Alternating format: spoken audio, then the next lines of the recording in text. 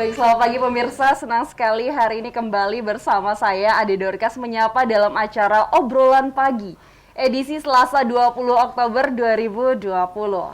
Dan ada pun topik yang akan kita angkat kali ini di Obrolan Pagi, yakni menggali kearifan lokal masyarakat Bali dalam menghadapi COVID-19.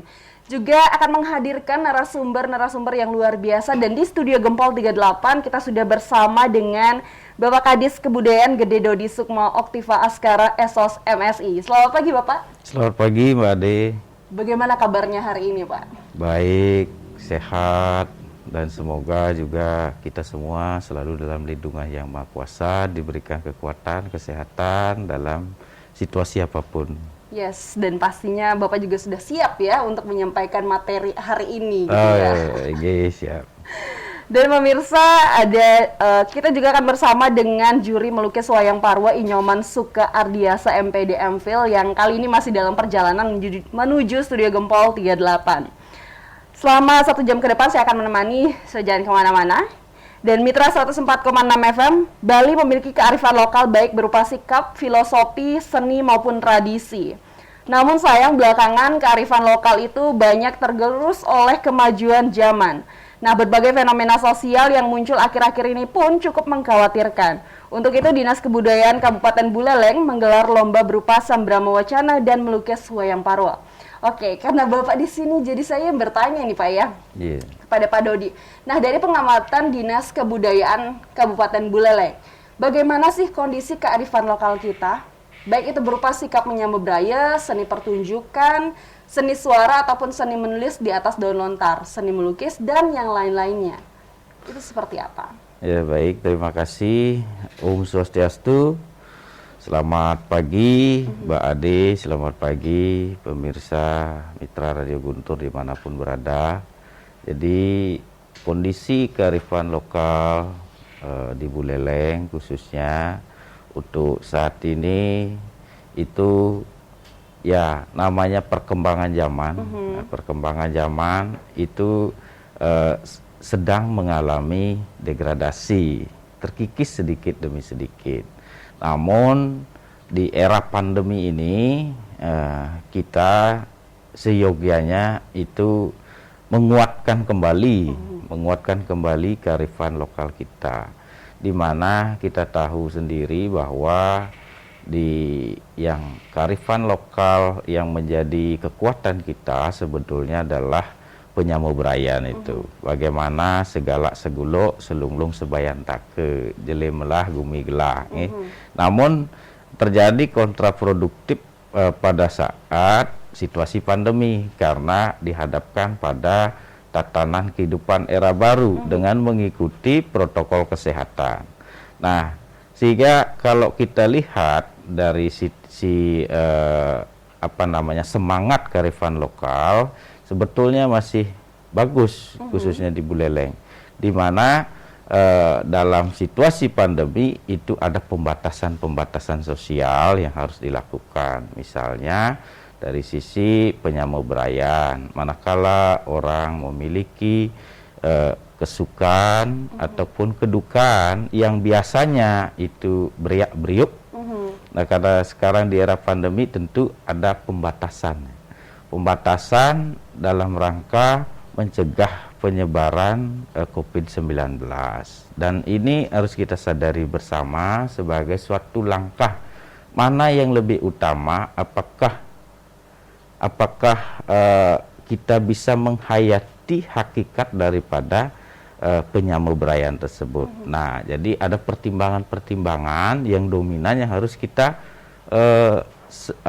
dijadikan acuan, yaitu kesehatan bersama kesehatan masyarakat.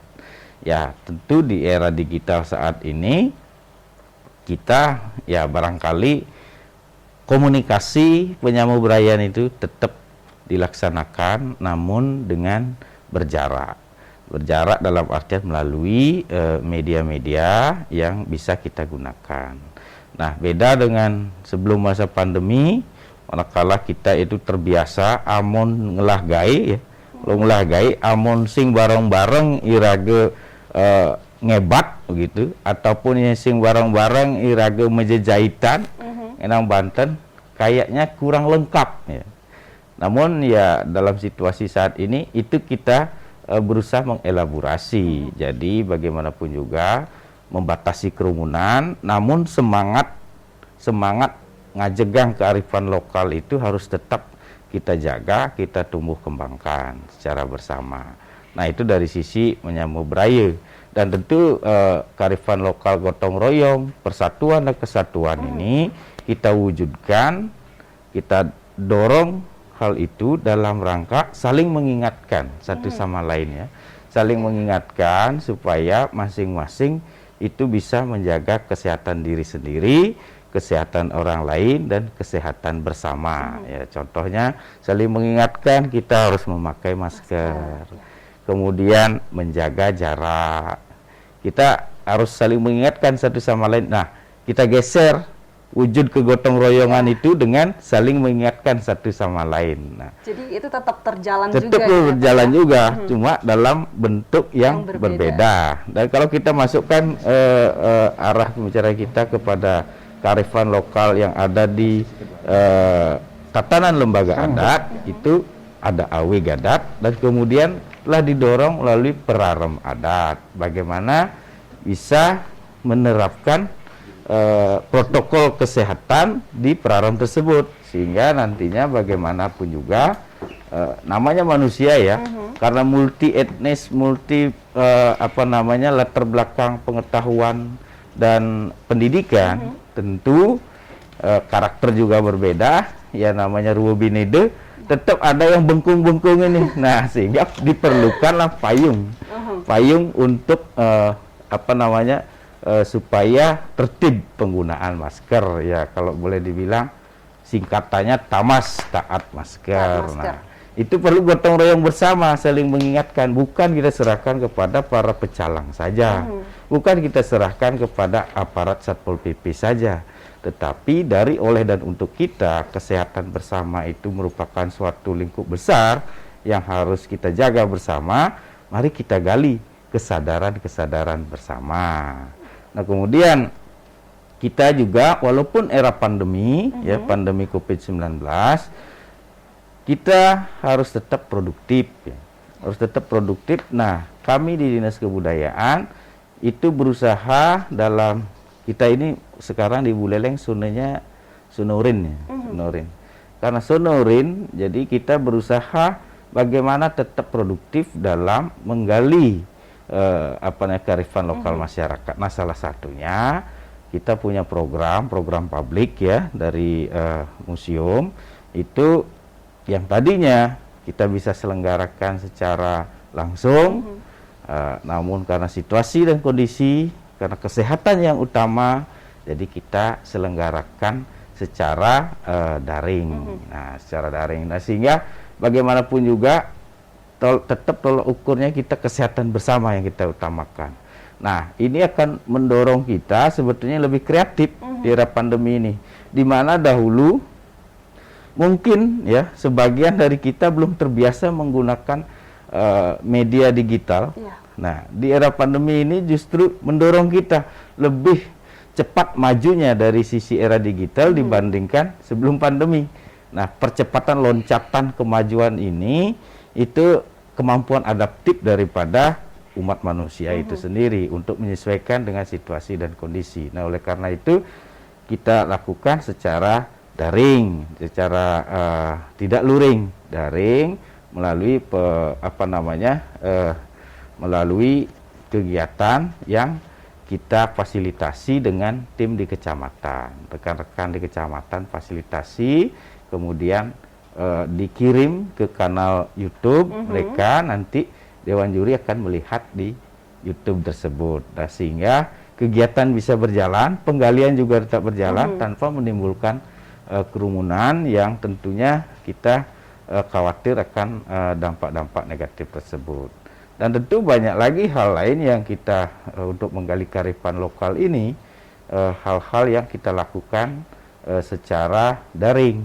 Ya, nanti kita juga pasca ini ya, kita akan lakukan di bulan November ini itu garapan seni garapan seni tari, ya tentu namanya garapan bukan hal yang lama, artinya baru ya, garapan baru dari seni tari, seni fragmen, kemudian yang modern berupa dancer itu kita juga lakukan secara daring ya. Nanti teknisnya tetap mereka mengumpulkan, mengunggah, dan kami yang akan mengkurasi untuk kita naikkan di kanal-kanal YouTube, Facebook yang Dinas Kebudayaan miliki. Dan ini kita tidak kehabisan akal mengikuti perkembangan teknologi yang ada. Jadi demikian. Ya, jadi memang pandemi COVID-19 ini seharusnya tidak menjadi penghalang ya untuk melihat betapa banyaknya kearifan lokal yang masih bisa kita kelola lagi. Gitu ya, masih bisa kita kelola. Cuma kita harus sadari bersama mana-mana aturan pemerintah untuk menjaga kesehatan masyarakat yang bisa dibatasi, itu kita arahkan semangat ya, roh dari nilai value secara moral kearifan lokal ini ke hal-hal yang mendukung kesehatan bersama. Oke, jadi tanpa dengan tetap memperhatikan kesehatan yang paling utama, gitu ya Pak. Ya, jadi tanpa pelestarian dan revitalisasi ini kearifan lokal pun pasti akan mati gitu. Lantas bagaimana upaya-upaya pelestarian yang sudah dilakukan sampai saat ini, Pak? Ya baik, sebetulnya kearifan lokal yang tumbuh dan berkembang di masyarakat kita itu merupakan sesuatu hal yang secara turun-temurun mereka yakini kebenarannya, dan kita harus peran pemerintah di sini sebagai stimulan untuk yang positif kita tumbuh kembangkan. Nah, kita dalam rangka bagaimana menggali dan menumbuh kembangkan kearifan lokal itu ada beberapa hal yang bisa kita lakukan. Tentu ya, hal yang pertama harus kita lakukan adalah kita harus membangun database ya. Membangun database apa saja sih jenis wisdom yang ada di Buleleng ini. Nah, dari sekian jenis wisdom yang ada di Buleleng itu ada hal-hal yang bisa kita angkat. Tentu kita sudah bekerja sama dengan kalangan kampus ya, yang terbaru itu dengan staf Pukuturan kita jalin kerjasama. Nah, dalam rangka mengangkat hal tersebut itu contoh misalnya kita dari sisi identifikasi yang telah ada kita angkat untuk bisa menjadi warisan budaya tak benda. Nah, warisan budaya tak benda ada pengakuan di tingkat nasional, ada di internasional. Nah, warisan budaya tak benda pengakuan di tingkat nasional ini salah satu syaratnya harus melalui kajian akademik. Ada penelitian, kajian akademik, dan itu berdasarkan kerjasama yang kita jalin dengan staf Pukuturan, itu kita sudah memiliki partner tetap nantinya untuk bisa merumuskan kajian-kajian akademik terhadap wisdom-wisdom yang ada di bukan wisdom ya, namanya wisdom kearifan lokal ya, bahasa Inggrisnya, bukan wisatawan domestik. Nah, jadi ini kita klaster yang nantinya kita ingin mengangkat lebih banyak lagi sehingga menjadi warisan budaya tak benda yang pengakuan secara nasional dari berbagai hal kearifan lokal yang ada, misalnya dari sisi bahasa, dari sisi kulineri, kemudian dari sisi ritus, dari sisi cerita rakyat, dari sisi permainan rakyat, dari sisi olahraga tradisional, dari sisi teknologi tradisional ya, mencakup 10 objek pemajuan kebudayaan.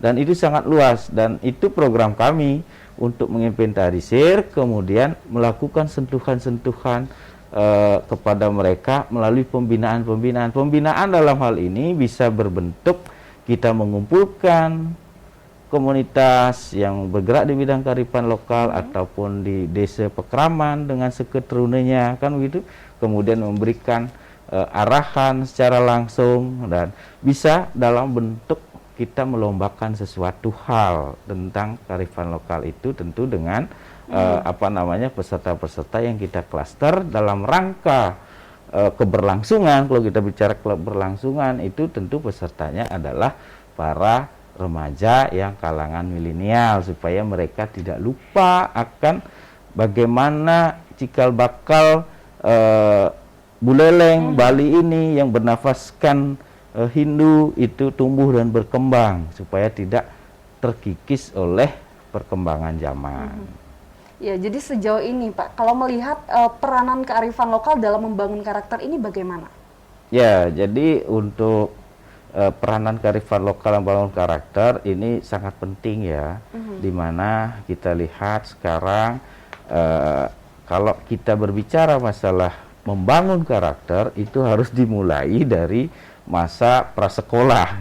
Masa prasekolah di mana namanya prasekolah itu kan di masa taman kanak-kanak, kemudian di tingkat SD, pendidikan dasar. Nah, kita ini di Dinas Kebudayaan itu mulai tahun depan itu kita masukkan program sejarah. Di program sejarah itu, di kegiatan sejarah, kita akan menyusun buku. Kalau yang buku tentang sejarah, buku tentang sejarah, bagaimana sejarah lokal, tidak batasannya kalau kita bicara program sejarah, bukan sejarah saja, bisa legenda, bisa cerita rakyat di sana gitu kan. Tapi garis besarnya adalah program sejarah. Ada yang sejarah nyata, ada yang legenda, artinya kolaborasi dia. Dan itu bagaimana berdirinya desa-desa yang ada di Buleleng. Bagaimana berdirinya pura-pura yang ada di Buleleng. Kemudian bagaimana berdirinya kota Singaraja, kan gitu misalnya. Dan bagaimana cerita rakyat yang berkembang selama ini. Nah, itu akan kita tulis dalam bentuk buku. Kita sudah sepakat dengan Dinas Pendidikan untuk memasukkan nanti hasil ini kepada kurikulum lokal, muatan lokal di bahasa Bali. Nah, kalau tingkat SD, SMP kan kewenangan kita, termasuk tingkat PAUD, kewenangan kabupaten maksudnya. Nah, itu tentu dalam hal yang berbeda. Nanti berdasarkan hasil tulisan tersebut, kita akan klaster mana yang masuk ke tingkat SMP, mana tingkat SD, dan mana tingkat taman kanak-kanak. Tentu kalau tingkat taman kanak-kanak, kita akan kemas dalam bentuk cerita yang bergambar, ya, cerita bergambar, dan bisa juga dalam bentuk audio visual, cara film kartun, ya, cara film kartun. Dan itu merupakan daya ungkit tersendiri terhadap pemahaman pendidikan karakter budi pekerti terhadap kearifan lokal kita di Buleleng kepada para generasi penerus kita, sehingga mereka menjadi paham, menjadi tahu sejak dini bagaimana sejarah kepahlawanan. Misalnya kalau bercerita kita tentang sejarah zaman kerajaan, bagaimana Mesir kolonial, Pati Jelantik bersama Jeru Jempiring, kayak gitu. Kemudian bagaimana zaman menjelang kemerdekaan, Bung Karno itu sebetulnya ibunya dari mana, siapa namanya, di mana lokasinya.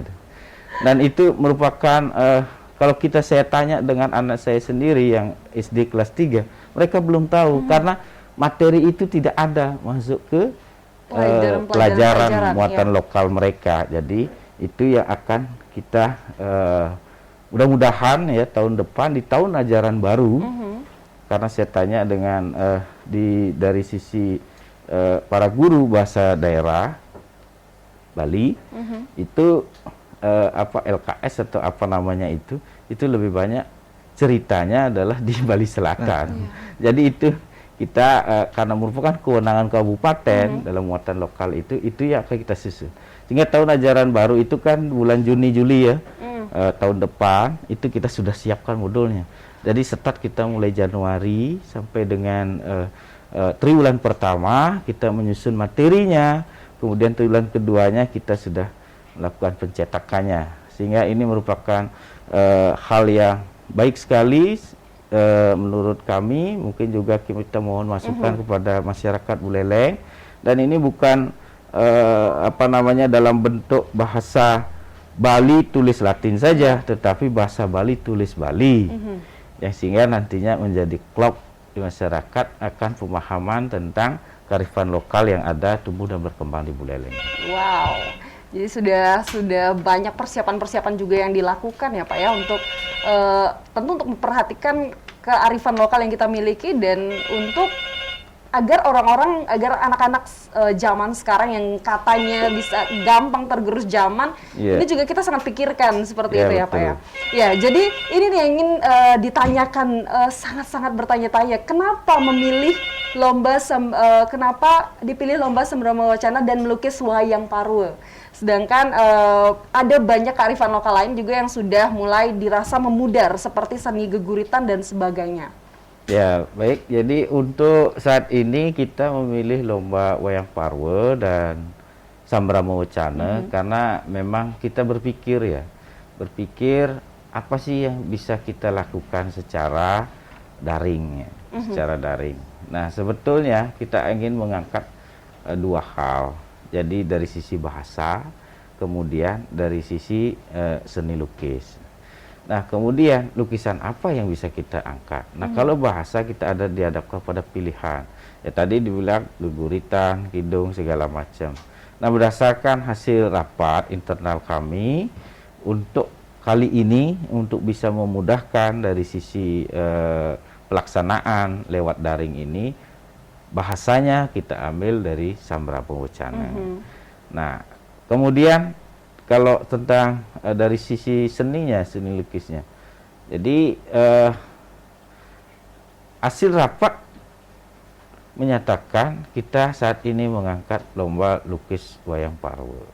Nah, tentu ada kesulitan tersendiri di sini karena kalau itu waktu 2 jam itu kalau di syuting ataupun direkam itu tidak akan apa namanya filenya terlalu besar, nguploadnya susah. Berat ya, butuhkan kekuatan yang tinggi kan. Nah, pesertanya banyak. Nah, oleh karena itu kita lakukan teknik jeda.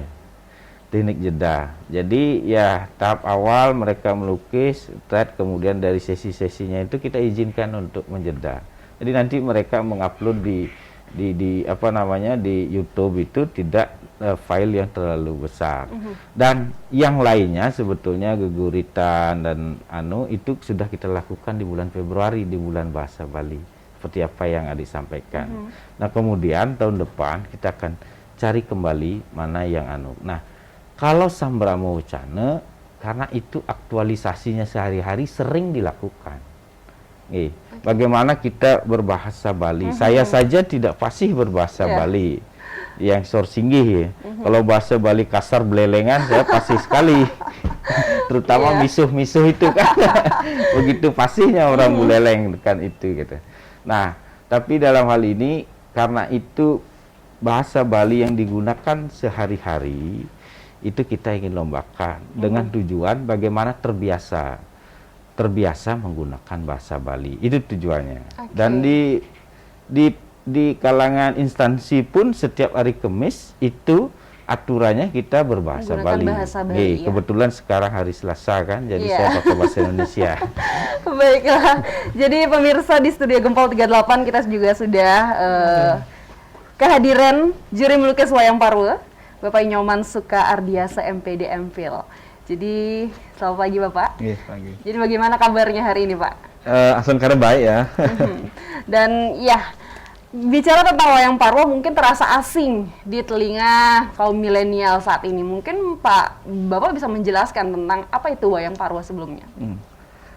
Jadi kalau kita berbicara wayang, sebenarnya kan wayang sudah lumrah yang ada di baik di media maupun di kanal-kanal yang lain ya, bahwa sebenarnya wayang itu sudah lama dikenal, bahkan di zaman kolonial sampai zaman prasejarah pun wayang itu dijadikan sebagai media untuk menyampaikan berbagai informasi yang dikemas melalui media seni gitu. Dan wayang tidak sesederhana hanya pementasan, namun ada konsep-konsep yang di dalamnya yang berisi tentang bagaimana nilai-nilai keagamaan maupun nilai-nilai moral, etika yang dituangkan di dalam lakon wayang itu. Nah, kenapa dipilih wayang Parwe? Sesungguhnya wayang Parwe sangat terkenal di seluruh Bali, sehingga tidak ada kesulitan bagi anak-anak kita maupun masyarakat untuk melihat bahwa apa itu wayang Parwe. Jadi sederhana itu, sehingga bagi saya wayang Parwe itu sangat relevan dalam kekinian untuk media sosialisasi, khususnya sekarang di era pandemi ini. Tentu ini sangat bagus dijadikan sebuah media untuk mensosialisasikan berbagai hal yang berkaitan dengan himbauan-himbauan yang berkaitan dengan pandemi. Nah, tentu wayang itu merupakan sebuah media pertunjukan yang dibalut dengan berbagai hal. Di dalamnya ada unsur seninya, ada unsur pesannya, ada dan keseniannya ada, termasuk juga hiburannya ada di sana. Jadi lengkap di sana di wayang itu. Jadi kalau kita tadi bicara tentang lomba wayang Parwo ini, Pak ya. Nah, siapa saja sih yang boleh mengikuti lomba ini? Dan apakah ada kewajiban dari masing-masing kecamatan untuk ikut lomba ini? Kalau di kriteria sudah jelas ya, bahwa yang boleh ikut itu kan adalah generasi muda yang ada di Buleleng, yang difasilitasi oleh kecamatan. Tentu karena ini sebuah lomba yang merupakan program pemerintah, setiap kecamatan itu kan wajib mensupport. Sehingga bagi saya mereka wajib untuk mengikuti. Nah, di balik itu sebenarnya kenapa diwajibkan? Saya rasa ke depan bahwa wayang Parwo ini merupakan sebuah bukan peninggalan, warisan leluhur kita yang patut dilestarikan. Nah, bayangkan saja ketika tidak ada lomba, tidak ada proses pemaksaan bagi generasi muda kita, pasti akan ditinggalkan. Nah, melalui lomba inilah sebenarnya bagaimana pemerintah, khususnya di Dinas Kebudayaan, melalui Pak Kades ini sebenarnya kan luar biasa upayanya bagaimana menggairahkan lagi. Untuk apa saya belajar menggambar wayang Parwo jika tidak ada sesuatu penghargaan? Nah, disinilah ada proses yang dibuat oleh pemerintah, bagaimana membuat panggungnya mereka agar bisa secara kontinu, secara berkesinambungan untuk melakukan berbagai upaya untuk meningkatkan lagi kemampuan untuk menggambar wayang Parwo ini. Nah, inilah sebabnya saya berpikir bahwa tidak ada alasan lagi generasi muda yang ada di Sejebak Buleleng ini untuk tidak mengikuti kegiatan ini. Nah, tentu melalui mekanisme yang ada, tentu mereka harus difasilitasi oleh kecamatan, sehingga hasil mereka memang benar-benar bisa dilombakan, dan ketika mendapat juara hadiahnya juga lumayan. Inilah sebagai pembinaan mereka gitu. Memang tantangannya banyak karena biasanya kalau wayang Parwo ini kan kalau saya sebagai juri biasanya kita lihat, kita plototin bagaimana prosesnya membuat. Tiba-tiba ini harus masuk ke ranah teknologi yang harus diupload, dan kita tidak tahu apakah benar-benar proses pembuatannya apakah benar atau tidak. Ini memang menjadi kendala. Namun di sisi lain positifnya bagi saya adalah dengan divideokan ini sebenarnya bagus sekali untuk pendokumentasian kita. Nah, kadangkala kita lupa mendokumentasikan hal-hal yang bagi kita remeh-temeh, namun itu sebenarnya sangat bermanfaat nanti, bukan hari ini, nanti. Benar.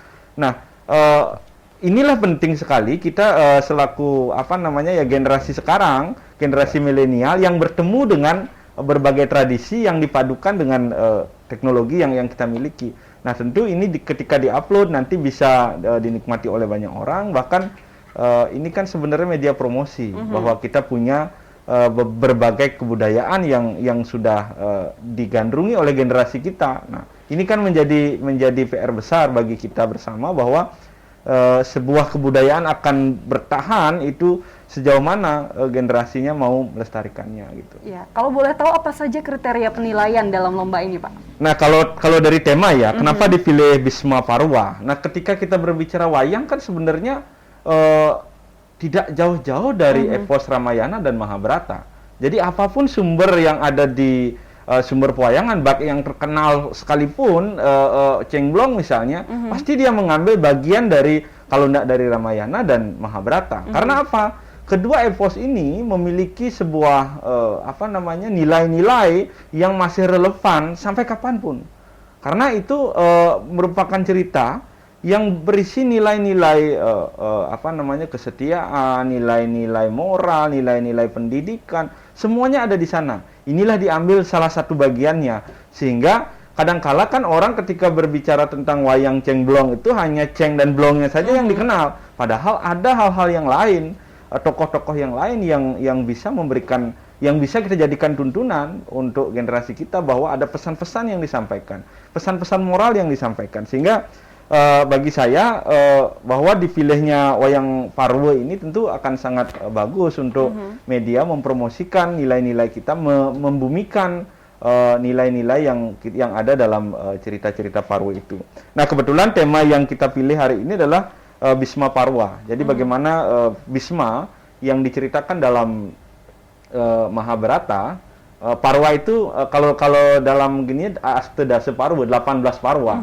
Nah, dipilih salah satu adalah Bhisma Parwa. Bhisma Parwa itu kan sebenarnya bagaimana kakek Bhisma sebagai kakeknya dari para Pandawa yang rela gitu, bukan rela ya, yang membela Korawa karena kesetiaannya terhadap negaranya gitu, karena dia sudah bersumpah akan membela negaranya sampai akhir hidupnya, walaupun beliau tahu sebenarnya beliau menangis bahwa dia adalah sudah bertindak salah, namun karena sumpahnya kesetiaan terhadap negaranya. Nah, ini sebenarnya yang nanti dikejawatahkan, yang digambarkan oleh generasi kita, bagaimana membuat gambar wayangnya yang ada kaitannya nanti dengan pandemi ini gitu. Nah, ini yang perlu digali nanti kan dalam prosesnya akan kita lihat cerita apa topik apa yang beliau bangun ini. Mampu enggak dia menuangkan tokoh Bhisma ini dalam konteks kekinian itu.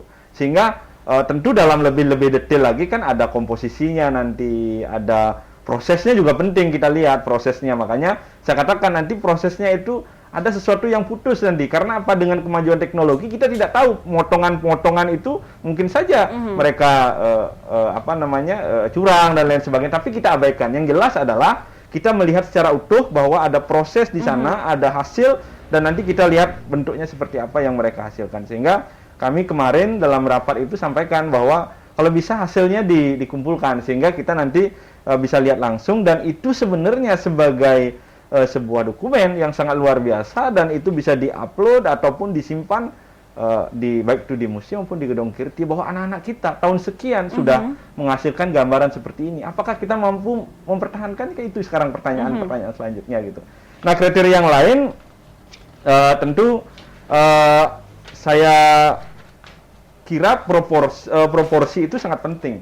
Warna juga sangat penting, bagaimana pemilihan warna. Bukan berarti warna yang mencolok itu akan bagus, tidak, tergantung nanti konsep yang mereka buat itu. Sehingga sebenarnya dalam proses penjurian tidak bisa kita membuat standar gitu, hanya kita bisa melihat karya-karya mereka. Karena memang karya seni itu kan tidak bisa dibuat standar. Hanya kitalah yang bisa melihat bahwa unsur-unsur yang masuk itu apa yang bisa kita nilai. Mungkin itu yang menjadi konsep dasarnya. Namun secara garis besar sudah dijelaskan pada saat technical meeting. Dan bagi saya ini kemajuan yang sangat luar biasa. Bagaimana pemerintah Kabupaten Buleleng mengambil andil bahwa wayang Parwa ini dijadikan sebuah materi lomba. Dan mungkin kabupaten lain belum memulai. Kalau kita sudah memulai, ini sangat luar biasa. Walaupun nanti pesertanya tidak maksimal, namun kita sudah memulai. Dari pelaksanaan tahun ini kita akan lihat kelemahan-kelemahannya. Kalau memang bisa lebih bagus, kenapa tidak kita kembangkan lagi? Misalnya lomba ngewayang. Kalau ini kan melukis ya, lomba ngewayang jadi dalang cilik misalnya, kan itu sangat jauh, lompatannya sangat jauh gitu. Tinggal walaupun ada 3 atau 4, tapi kan itu menjadi sebuah motivasi kita bahwa anak-anak kita sudah mulai mencintai lagi tradisi-tradisi yang kita miliki di Buleleng. Oke, jadi seru sekali pembahasan kita di segmen pertama ini pemirsa. Nanti kita akan bertanya-tanya kembali kepada narasumber, tapi jangan kemana-mana, kita akan kembali lagi setelah jeda iklan berikut ini.